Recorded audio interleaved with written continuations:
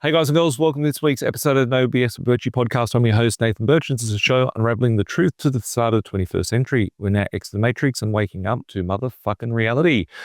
The reality that we're talking about today is that the acquisition is the way of survival. And what I mean by that, I always get upset and sad for people, even for myself, when I've sold a property. You buy something for 200 grand, you sell it for $1 million.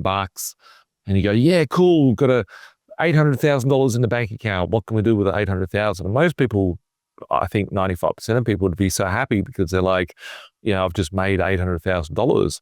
But all you've done at that point is realized $800,000 in physical fiat currency, right? Dollars, bills, whatever.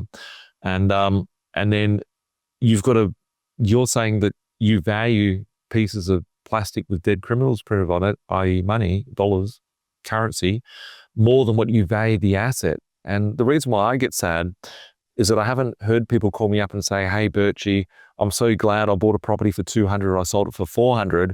They're upset because they're like, shit, the thing's now worth 600, or I should have bought more of them at 200,000. So, there's always a great level of regret when selling an asset or disposing of the asset. And I get it. Sometimes it's the best move on the chessboard for you to be able to go, hey, let's move that. So I can go, if you're selling one property off to go buy 5 more, well, then it might be a good opportunity to do that. But if you're selling the asset to buy, a car or go on a holiday or something, it's going to be a different, you're valuing whatever you're exchanging it for greater than what the asset was that was producing for you. So I guess when I look at, building wealth and what I class as wealth and what most people do, to be a billionaire, I always said I want to be a billionaire by 40, which I'm still 40, but I haven't hit $1 billion yet, or $1 billion net worth. My value wasn't to have ever a bank account with digits that say $1 billion on it. It was to have assets that were worth $1 billion. And I know throughout my life of 40 years that the money that you have in your pocket will never be able to buy you as much as what it can today ever again in the future, because inflation has always been such more rampant and rapid than what the value of your currency is worth. So for me, it became an addiction over the years, and then the addiction turned into a strategy. And there was a strategy at the start, but the strategy grew because of understanding the knowledge of how the currency works. So when if someone was young or coming to me today and saying, how do I get started? What do you suggest is best for me? It's not always buy everything, go do everything, whatnot. But I think 90% of the time it is, hey, let's push ourselves as hard as we can to get as much as we can, depending on what phase of your life is. You got 50 properties and you're, at a phase where you've had them all go up and double, triple, quadruple. You haven't got the cash flow you need to replace your income or whatever. And then you need to change that area of your life to go from an active investor to from buying and accumulating to, consolidating and generating that cash flow. Well, then there could be a bit of changes that could occur at that point. But I think, the bulk amount of people, 90% of everyone, should be looking to actively accumulate as much asset as they can, because the debt becomes irrelevant with inflation. And I saw an article today, I'm going to have a read of this, which is very, very interesting. It's scary, interesting, cool. I'm just going to go and dig up this article here. To me, it was the start of a hyperinflation, right? So I'm going to pull this article up. It says, it's from news.com. If you're watching this on a device, I'll get my editor to drop it in so you can see the article. You can go look it up yourself. It says, inside the huge challenge for the RBA that is facing right now, Australia has found itself a very unusual situation right now where the country grapples with 2 major issues that spell disaster. And Australia is in an unusual situation, so is the world, a real pickle. Around the world, governments rely on monetary policy to keep inflation down. But monetary policy is good at beating inflation down, only sometimes. And now it is not one of those times. When central banks like the RBA lift interest rates, it slows down the economy and inflation rate cools down. Prices stop going up so much, and but the downside is slightly higher unemployment. Hooray, usually, but not this time. Right now, we're in a sort of situation, interest rates are bad at fixing. Inflation and unemployment are both rising. Inflation is simply not at the level we'd like it to be. The goal is to have inflation between 2 and 3%, but it has not proved the easy way to stick between that range. The problem is not confined to Australia. In the US, core inflation is over 3%, while unemployment is rising at its highest level since 2021. The only the thing about monetary policy is it is good at revving up a cool economy. It is powerful at adding growth and inflation and employment when all three things are missing. That there is a very interesting article. I'm going to timestamp that and keep it forever, because that article is a symbol that is very different to any other time throughout our modern history where interest rates have gone up to try and cool down inflation. And I said this back in 2022, and people said to me, Birchy, you said interest rates will never go up again. I never said they'd never go up. I said that they can't put them up, because if they do, it'll have a different effect. And when they started rising interest rates in May 2022, I think it was, that they started rising, or 2022, I said that would see an issue, which is the interest rates this time around will push up inflation because of the simple act of pushing up the interest rates, which it's done. They're dropping interest rates, but they haven't tackled the issue of inflation. So that would show that the central banks have raised the white flag and gone, hey, we can't control inflation, which is early stages. It's hard to look at and think about right now. It's starting to be evident and clear, though, of a hyperinflationary scenario, which causes inflation like never seen beforehand. The thing I love about that, and I can only talk about this in textbook because I've never lived through a hyperinflation, neither of 95% of you guys, unless you migrated to Australia from a country which is, in modern history, has dealt with the hyperinflation there.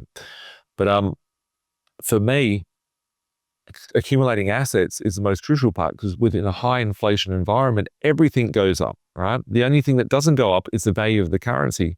So if you can get today's debt and pay it off with tomorrow's devalued currency, that's how you can win. That's the game I've been playing for the last 22 years as a property investor, not realizing it in the early days, probably realizing it 5 to 8 years in. That was the big awakening for me. So looking at the position, to accumulate, even in my darkest days, I've had times in life which have been very challenging, which have, not just financially, right? Just financially challenging of growth. You don't build a large portfolio, and they're like, cool, you just keep winning, right? There's a challenge. It could be that you've got 20 council rates coming in a day. It could be that you got 5 renos that you need to do. Whatever the case may be, there's always a growing pain. And even on my days where it's been, a lot of people would pack up and go, oh, it's a bit too tough or it's too stressful or whatever, I've always had to go and accumulate something, whatever it may be. It's not always property, right? I invest in all different things. That's why I called my business B.Invested. I didn't call it Birchy's Property Business Buyers Agency, 20 years ago. I called it B.Invested because I'm an investor, and investing into different things is what I'd like to do. And, I think we should all be looking at the view of accumulation, because accumulation is the wealth and the asset base that's continuously growing. You have 24 hours in your day, you just accumulate a job. The system just tells you, go get a job, maybe get a business, maybe buy a house to live in. But it doesn't show you how to, break free from that cycle, break free of that system. And when you realize the money is just printed into existence, you realize that it's just a belief system of all the people that are playing the game. When I talk about playing the game as well, there's a saying, I forget who came up with the saying, maybe someone will drop it in. The editor will put this in of who came up with the saying, right? Dobson talk about this metaphor with Monopoly, and it reminded me of something I experienced with my grandmother in the game Monopoly. You know the game Monopoly? When I was growing up, my grandmother lived with us for many years, and she was a wonderful woman, my grandmother. She was a widow by the time that she was living with us, and she had helped to raise 6 children. She was a great storyteller. I loved to hear my grandmother tell stories, and she was a great cook. She would make banana bread and this dessert called red velvet cake, which is mostly butter, I think. And she would pop popcorn for us on Friday nights in bacon grease, and then put bits of bacon in the popcorn, and we'd eat it. Nobody in my grandmother's family lived to be real old, but we had a great time with her. She's a wonderful person. But she was the most ruthless Monopoly player I have ever known in my life. Imagine what would have happened, like if Donald Trump had married, say, Leona Helmsley, and they'd have had a child, and you get some idea of what my grandmother was like when she would play Monopoly. We'd start the game, and I would get my little pile of $1,500, and I'd be so excited to have the money, I just wanted to hold on to it. But my grandmother knew how to play the game. She understood that acquisition is the key to survival, that money and property is how you keep score. So she would buy everything she landed on, mortgage all of that to the hilt, and buy everything else until eventually, inevitably, my grandmother would become master of the board. Eventually, I would land on her property once too often and have to give her my last dollar and quit in utter defeat. And she would take my last dollar and then say to me, "Don't worry, Johnny, one day you'll learn how to play the game." I hated it when she would say that to me. And then one summer, I played Monopoly almost every day with a kid named Steve who lived kind of kitty corner from our house. And gradually, as I was playing that summer, I figured out how to play the game. I realized that money is how you keep score, that it requires a ruthless commitment to acquire.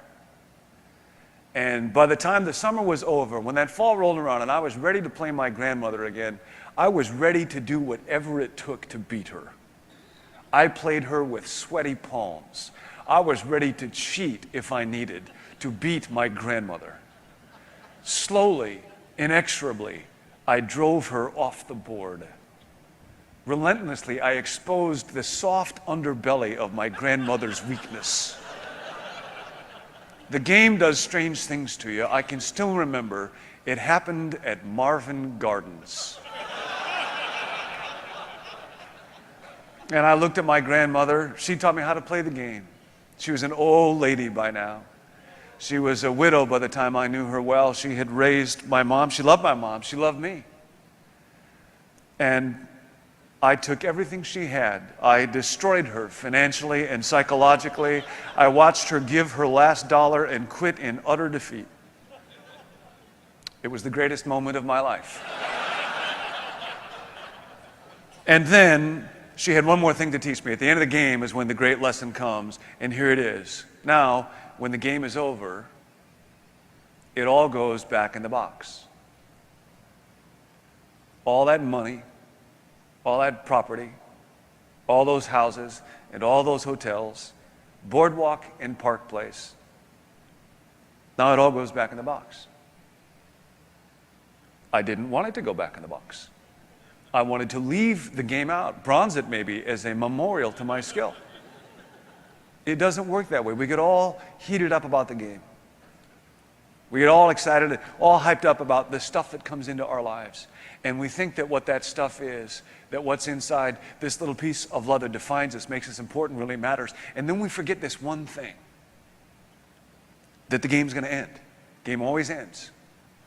And when it does, it goes back in the box. People used to be clear on this. There's a prayer that parents used to pray with their children at night. Most all of you will know this prayer. Parents don't pray it with their children very often anymore. Now I lay me down to sleep.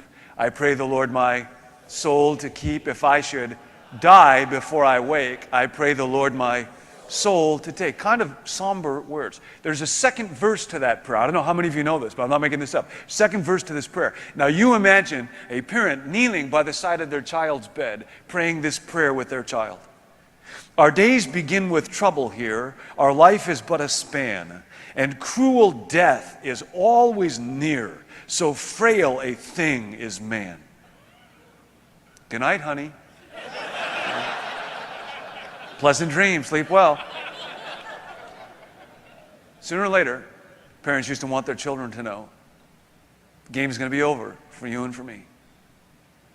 And all the stuff that you've acquired, it's all going back in the box. So you have to ask yourself, in view of this one great truth that real smart people forget, how do you play the game? Was about the game of Monopoly, and this kid played Monopoly with his grandmother. He was playing, he always lost. And then one summer, he was playing with his grandmother and he won. He knew how to win at the game of Monopoly, and he laughed at her and he said, "Man, I won, I know how to win." And he kept playing and he kept winning and he kept winning and he kept beating his grandmother. And then got late in the day, got to night, and then the grandmother says, "Cool, you've won, you've beat me, that's cool. But now, do you know what happens with it? It all goes back in the box," right? And when you think about it, this is just a game, right? At the end of the day, we weren't here before. There was everything that was around us before we were here. Everything will be here after we aren't here. And it will all eventually go back in the box. I'm not trying to sound like a miserable fucker that's thinking about our life and a timeline of our life, but ultimately it is a game, and you need to be thinking about why you were buying these assets for, why you're accumulating, and having that strategy. Always talk about strategy, always talk about planning, always talk about building a business plan around your investment portfolio. But what is the plan for you as an investor, and how can you continue your accumulation? How can you build a system that's going to be perpetual growing? And for me, I've talked extensively. You might be a new viewer or a new listener around here, where I talk about, and haven't heard me say it, so I'll say it again just for the fun of it. Buying it below market value, having upside for growth, and having a strong cash flow, whether it be neutral or positive cash flow, are the three important things. But what is the strategy for you to be able to keep accumulating? And I see very few strategies out there that continually allow you to accumulate. And I designed my strategy from a risk and a fearful point when I first started. But what I realized looking back is that it's set me up for being able to have growth, because I've got the access to the equity. I've got the understanding how debt works. I understand how, taking money out, people think debt's bad, right? Getting the good relationship with the debt, and realizing I've got a debt that's devaluing in value, so I can borrow something today, consume it, and then pay it back tomorrow when it's worthless. Most people do that with buying food or buying something that's going to be consumed. But I want to have something that's got the cash flow. I want to make sure it's got the equity. I want to make sure it's got the growth. So then that plays a role of my strategy to get me to where I want to be. So I guess the equity, the growth of the asset, or the inflation. The inflation, if you've got a 200 grand property and it goes up by 10%, is it that it's gone up from 200 to 220, or is it that the value's lost its value, so you need to pay 220, which is real value on the day? That's a fun story just there in itself.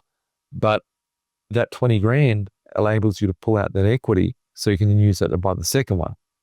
You pull it out from that one, goes from 200 to 220 as well. You pull out equity, buy the third one. It's very basic and not a great example of it, because 20 grand may not seem like it can get you much, and I like using 20% deposits.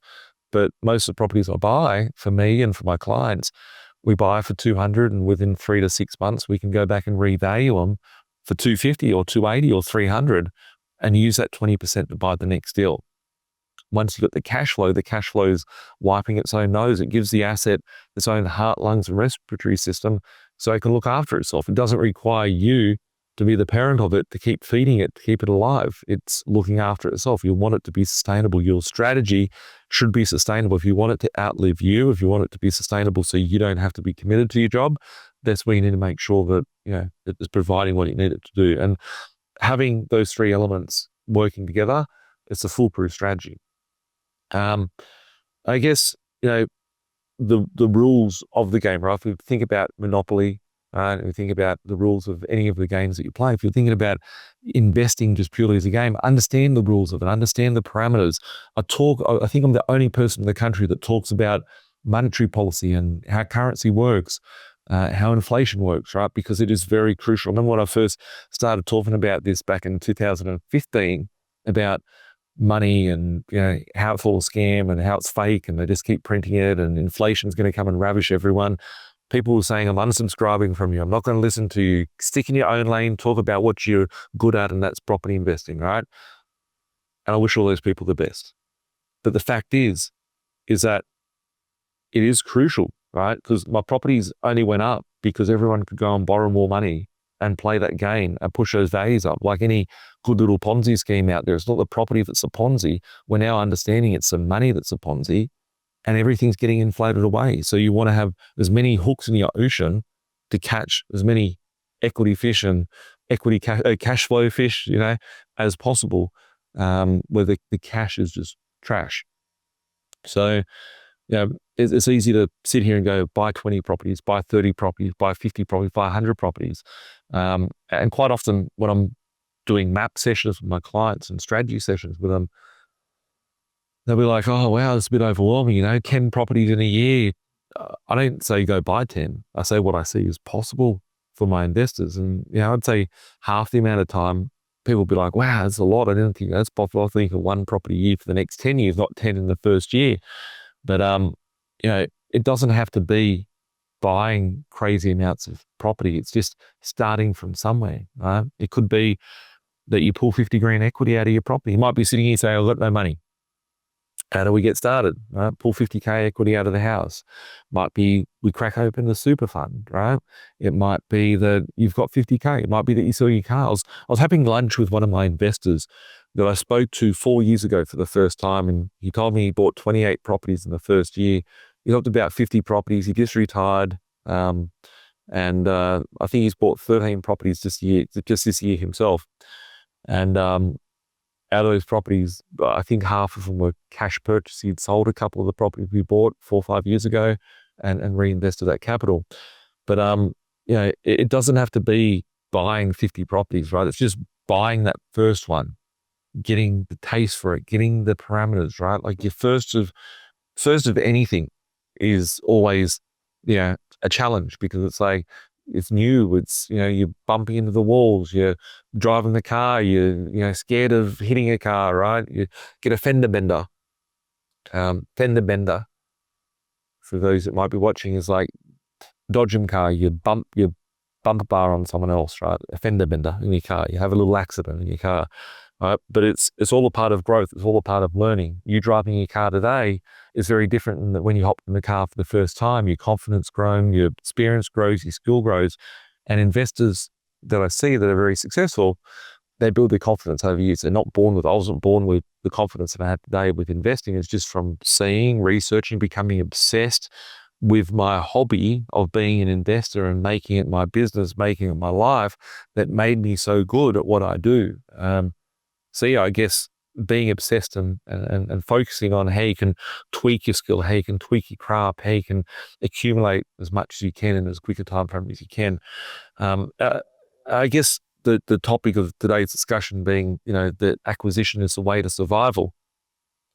If you understand how these elements work and impact the world that's around you, you start seeing that inflation is not getting any better. It's never gotten better in any year of your life. And I don't care if you're born in 1990, year 2009, whether it be 1980, 1970. Inflation has always gotten worse since the day that you were born. So, you can wait. You can sit there and go, okay, I'm going to wait until next year. I'm going to wait until things get better. I'm going to wait for this to happen. Inflation is just happening around you out there. So you can buy one this year, one next year, and for the next 10 years, buy one property. But the property you'll be buying in 10 years, instead of paying 300, you might be paying 800 grand to get your foot into the door. I used to sit here 5 years ago, it wasn't that long ago, and saying to you guys, hey, let's buy property for 20,000, let's buy property for 80,000. And they were very common conversations we were having back then. Now it's like, let's buy a property for 300,000. It's a very palatable figure to be at in the current market, but that's still triple or quadruple what we were able to buy for similar sort of stuff, only going back a short period of time ago. So the quicker you can accumulate, the quicker you can build up that asset base, the more benefit that you're going to have by inflation, especially as it ramps up at a much higher rate, which we've been seeing for the last few years and we'll continue to see a lot more of. It will make a difference between the haves and the have-nots, because to get to that position of wealth becomes a lot more harder and unobtainable to happen because of not being able to get in at the smaller prices. So I guess mindset's crucial for accumulation. Mindset's very crucial. How do you view debt? How do you view money? How do you build the world? How do you view the world? How do you view, is it just all a game, right? At the start, it wasn't just a game. It was like, this is survival, right? But now I can sit back, breathe. I can see I've got the fact that it's happened and whatnot. It's like, that's just a game. It's all, none of it really matters. None of it matters. At the end of the day, none of all what we own matters. I remember having an event last year and I was talking to one of my investors, and there was a group of kids. They were like 19, 18, 17, 21, whatever. So what would you do if you were me? And I was just sitting there and I said to him, the first thing I thought of is, I'd swap you all my property right now to be 20 again, because it'd be super dangerous, right? So yeah, just be mindful. You're thinking the long-term plan, right? But your life is very crucial along that way as well. So yeah, think of the long-term plan, be committed to it, have the right mindset, have the education. When I say education, you ain't going to just get it out of a book.